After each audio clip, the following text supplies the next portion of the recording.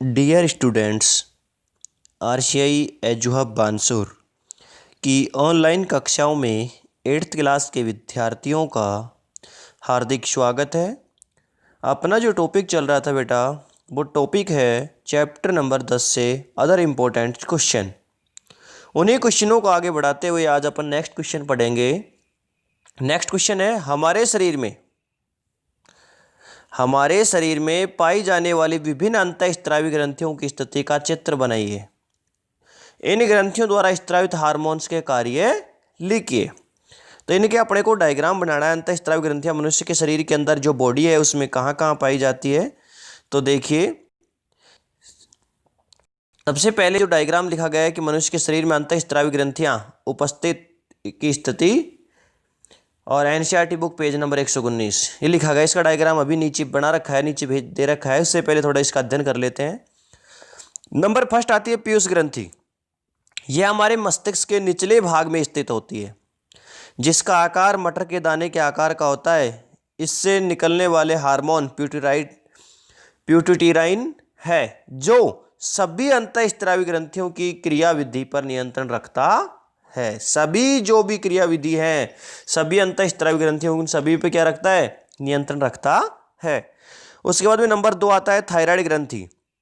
यह ग्रंथि श्वास नली के दोनों ओर अधरतल पर स्थित होती है। कहाँ होती है स्थित? अधरतल पर। इससे स्रावित हार्मोन थायरोक्सिन है, जो आयोडीन द्वारा बनता है, यानी गले के अंदर। इसकी कमी से गल ग्रंथि रोग या गाइटर रोग हो जाता है, जिससे गला फूला हुआ रहता है।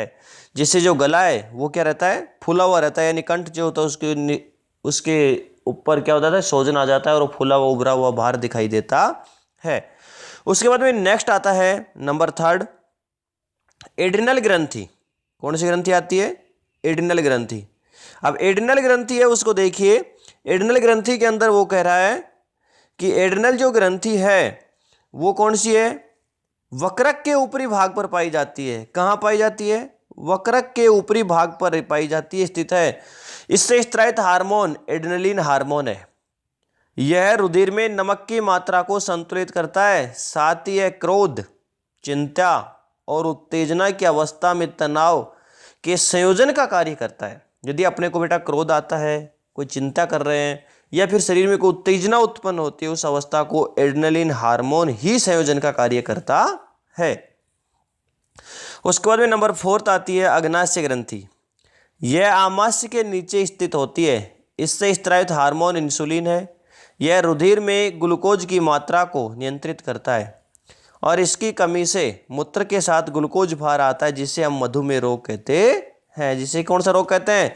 मधुमेह रोग कहते हैं। नंबर 5 जनन ग्रंथियां। इससे जनन हार्मोन निकलते हैं और जननांगों की परिपक्वता तथा गौण लैंगिक लक्षणों के लिए उत्तरदायी होते हैं। ये 2 प्रकार के होते हैं, एक तो मादा जनन ग्रंथि और एक नर जनन ग्रंथि। 2 होती है, एक तो मादा जनन ग्रंथि और एक कौन सी होती है? नर जनन ग्रंथि। उसके बाद में जो नेक्स्ट जो अपना आता है वो नेक्स्ट देखिए। नेक्स्ट आएगा इन दोनों का वर्णन। पहला आएगा जैसे मादा जनन ग्रंथियां। मादा जनन ग्रंथि के बारे में अपन पढ़ेंगे। अंडाशय, इससे एस्ट्रोजन और प्रोजेस्टेरोन हार्मोन निकलते हैं। देखिए, जैसा कि अभी मैंने आपको बताया है वो दे रखा है। मादा जनन ग्रंथि, अंडाशय, इससे एस्ट्रोजन एवं प्रोजेस्टेरोन हार्मोन उत्पन्न होते हैं, जो मादा के गौण लैंगिक लक्षण के लिए उत्तरदायी है। जो मादा के गौण लैंगिक लक्षण के लिए क्या है? उत्तरदायी है। दूसरा आता है कौन सा? नर जनन ग्रंथि वृषण। इससे कौन सा हार्मोन निकलता है? टेस्टोस्टेरोन हार्मोन निकलता है। इससे कौन सा निकलता है? टेस्टोस्टेरोन हार्मोन निकलता है, जो किसके लिए उत्तरदायी है? नर के गौण लैंगिक लक्षणों के लिए उत्तरदायी है। उसके बाद में डायग्राम देखिए बेटा। अभी मैं आपको बता रहा था कि डायग्राम देखिए। सबसे पहले अपने पीयूष ग्रंथि पढ़ी। कहाँ पाई जाती है? मस्तिष्क के निचले भाग में, नंबर 1। दूसरी पढ़ी थायराइड ग्रंथि, गले के ऊपर। ठीक, दैट्स ओके। उसके बाद में नेक्स्ट नंबर 3 कौन सी पढ़ी? एड्रिनल ग्रंथि, वक्रक के ऊपरी भाग पर। कहाँ पड़ी? वक्रक के ऊपरी भाग पर एड्रिनल ग्रंथि। ठीक। उसके बाद में कौन सा पढ़ा अपन ने? अग्नाशय ग्रंथि। ठीक। उसके बाद में नेक्स्ट कौन सा पढ़ा? स्त्रियों के अंदर अंडाशय की स्थिति और पुरुष के अंदर विषण की स्थिति। ठीक, that's okay, any problem? No. देखिए उसके बाद में नेक्स्ट आता है अपना नीचे, कीट एवं मेंढक के जीवन चक्र पूर्ण करने के हार्मोन्स का योगदान। इससे रिलेटेड कुछ क्वेश्चन है, उन क्वेश्चनों का अध्ययन अपन करेंगे। तो देखिए पहला क्वेश्चन, यदि व्यक्ति के आहार में पर्याप्त आयोडीन न हो तो क्या होगा? उन्हें थायरोक्सिन की कमी के कारण गाइटर हो जाएगा। जी, आंसर देखिए, थायरोक्सिन हार्मोन बनाने के लिए आयोडीन की आवश्यकता होती है। यदि व्यक्ति के आहार में पर्याप्त मात्रा में आयोडीन न हो तो उसे क्या हो जाएगा? थायरोक्सिन का निर्माण नहीं होगा, जिससे उसे गाइटर या घेंगा रोग हो जाएगा। ठीक, क्वेश्चन नंबर सेकंड है, कीट एवं मेंढक के में जीवन चक्र पूर्ण करने में हार्मोन्स का क्या योगदान है? इन हार्मोन्स का क्या योगदान है जो इसका जीवन चक्र पूरा करता है? हम जानते हैं कि कीट एवं मेंढक के जीवन चक्र में कई अवस्थाएं होती हैं। इस प्रकार टैडपोल से मेंढक बनने तथा लार्वा से वयस्क कीट बनने में कई परिवर्तन होते हैं, जिन्हें कायांतरण कहते हैं। जिन्हें क्या कहते हैं? कायांतरण कहते हैं। उसके बाद में नेक्स्ट नीचे आगे दे रखा, कीटों में कायांतरण का नियंत्रण कीट हार्मोन्स द्वारा होता है। जो कायांतरण होता है वो किसके द्वारा नियंत्रण रहता है? हार्मोन्स के द्वारा। जबकि मेंढक में थायराइड द्वारा स्त्रावित हार्मोन थायरोक्सिन इसका नियमन करता है। थायरोक्सिन के उत्पादन के लिए जल में, जिसमें टैडपोल वृद्धि कर रहे हैं, पर्याप्त मात्रा में आयोडीन नहीं है तो टैडपोल वयस्क मेंढक में परिवर्तित नहीं हो सकते, वो वयस्क मेंढक में परिवर्तित नहीं होंगे। उसके बाद में नेक्स्ट जो टॉपिक आता है जननात्मक स्वास्थ्य, और जननात्मक जो स्वास्थ्य है क्वेश्चन नंबर फर्स्ट, यानी उससे रिलेटेड जो क्वेश्चन है वो क्वेश्चन नंबर फर्स्ट दे रखा है। देखिए, ऋतुस्राव के समय यदि कोई लड़की लड़के को देखती है तो वह गर्भवती हो जाती है। इस कथन पर अपना मत स्पष्ट कीजिए। यानी कि गलत अवधारणाएं फैली हुई हैं समाज के अंदर, ऐसा होता है, ऐसा नहीं होता है। अब जमाना पढ़ा हुआ शिक्षित समाज है। देखिए आंसर, उपरोक्त कथन, जो उपरोक्त कथन है अपना मिश्र अथवा असत्य है, मिथ्या और असत्य। हम जानते हैं कि जनन क्रिया में नर जननांग व मादा जननांग दोनों की उपस्थिति होना जरूरी है। भाई दोनों की उपस्थिति होना जरूरी है।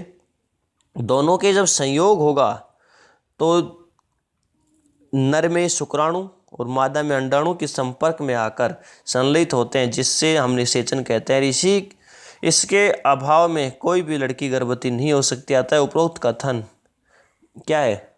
भ्रामक एवं पूर्णतया असत्य है। पूर्णतः क्या है? असत्य है। उसके बाद में नेक्स्ट आता है बेटा, वो देखिए, किशोरों की भ्रांतियों और अवधारणाओं के बारे में लिखिए। आंसर देखिए, निम्न अवधारणाएं हैं, कौन कौन सी हैं?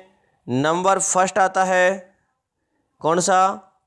भाई नंबर फर्स्ट आ रहा है, ऋतुस्राव के समय यदि कोई लड़की किसी लड़के को देखती है तो गर्भवती हो जाती है। यह अवधारणा है, गलत है। दूसरा है, संतान के लिंग के लिए उसकी मां उत्तरदायी है। नंबर थर्ड आता है, ऋतुस्राव की अवस्था में लड़की का रसोई का काम करना निषेध है। ये तीनों अवधारणाएं हैं जो समाज के अंदर बनी हुई हैं, ये तीनों गलत हैं।